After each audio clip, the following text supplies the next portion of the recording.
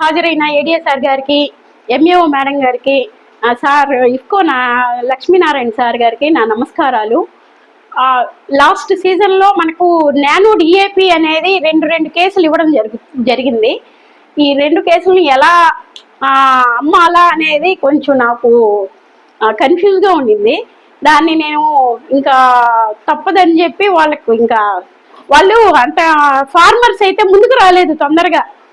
లేదు మీరు తీసుకుంటే మంచిది, మీకే మంచిది, ఒక 600 రూపాయలతో మీకు ఖర్చు తగ్గుతుంది కదా, 750 రూపాయలు మీకు ఖర్చు తగ్గుతుంది, బరువు కూడా మోసే పని ఉండదు, ఒకసారి వాడి చూడండి అని చెప్పి ఖరీఫ్ సీజన్లో ఖరీఫ్ 2023లో అనమాట స్టార్ట్ చేసింది. 2023లో ఖరీఫ్లో స్టార్ట్ చేసి చెప్పాను. ఒకరిద్దరు స్టార్ట్ చేశారు.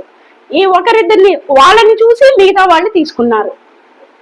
ఇలా ఇంకా సీజన్కి పెరుగుతూ పోయింది.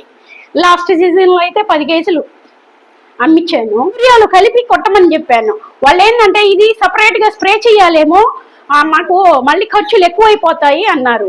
మీరు ఈ పని చేయండి, నానో యూరియాలో మీరు ఎలాగో యూరియా వేస్తుంటారు కదా, ఆ యూరియాలో కలిపేయండి.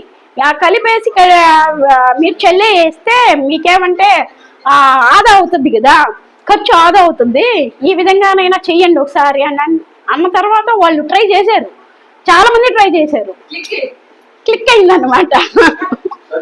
చేయడం వల్ల వాళ్ళకు దిగుబడి కూడా కొంచెం ఎక్కువే వచ్చిందని చెప్పారు. నాకైతే డిఫరెన్స్ అయితే తెలిసింది.